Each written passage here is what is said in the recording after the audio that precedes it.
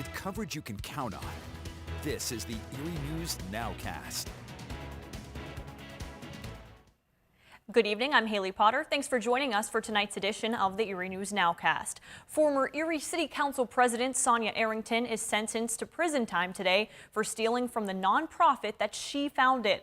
A sentence of 1 year and 1 day in federal prison handed down today after years following of legal proceedings. Arrington stole $70,000 from her nonprofit Mothers Against Teen Violence, which she founded in the name of her murdered son.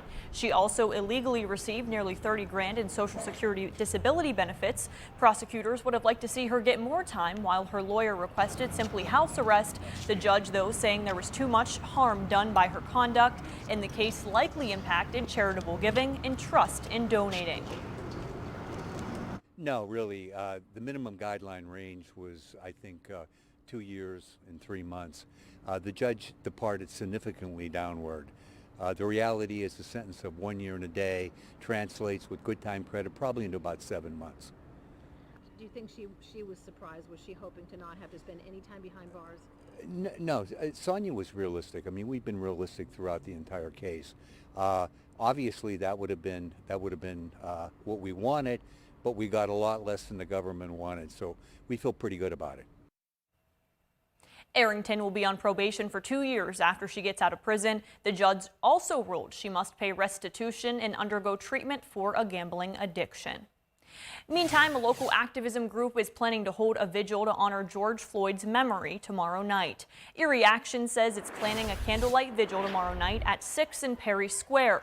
Protesters gathered there on May 30th of last year, with hundreds marching near City Hall. It devolved into what police labeled a riot, with bricks and fireworks aimed at police, along with fires and broken windows. Organizers of this year's vigil tell us they're working to make sure tomorrow's vigil remains peaceful. New tonight, a manufacturing company is moving its headquarters to Penn State Barron's Knowledge Park and bringing nearly 100 jobs. Trucklight is moving its headquarters from Falconer to Barron, bringing about 90 jobs and the possibility for even more. It's leasing 30,000 square feet at Barron's Advanced Manufacturing and Innovation Center, creating a new headquarters there. The company gets a direct pipeline to Barron students, having a chance to learn about talented students and perhaps bring them on as interns or employees. More than 4.2 million Pennsylvanians have been vaccinated against the coronavirus as of today. The state is now saying that more than 51% of the population has been fully vaccinated. Looking around our region, more than 142,000 people have been vaccinated as of today. That translates out to more than 45% of the population.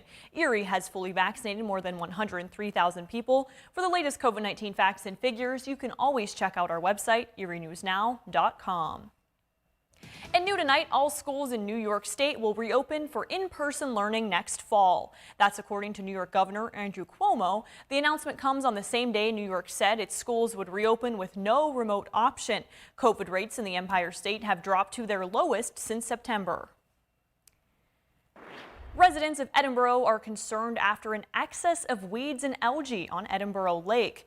This was the scene found there earlier today. You can see the green gunk covering large chunks of the lake. Washington Township officials say the increase of weeds and algae is due to last year's mild winter and sunny weather already this spring. They'll start to treat the weeds next week and expect the algae growth to subside in just a few weeks. Until then, officials say it is still safe to be in the water, but boaters and kayakers need to proceed with caution. It would be wise to try to avoid it because it can get entangled in your props and kind of cause the kayakers to get stranded. But as far as a direct impact, there is really no health hazard per se. And township officials say the product they'll use to treat the weed is not harmful to humans. The Mill Creek Mall and Cafaro Corporation is recognizing some top-tier students. This year, the McDowell co-ed cheer team won a state title and came second nationwide. Today, the Cafaro Foundation recognized their accomplishments. The foundation presented McDowell with a check for $10,000. Each student was also given a gift card from the mall. In a season that started with tryouts over Zoom, student athletes tell us that the challenges have made the accomplishment so much sweeter. This season has lasted what feels like decades, but you know, our family, we just bonded so well that every challenge that we faced, we just overcame.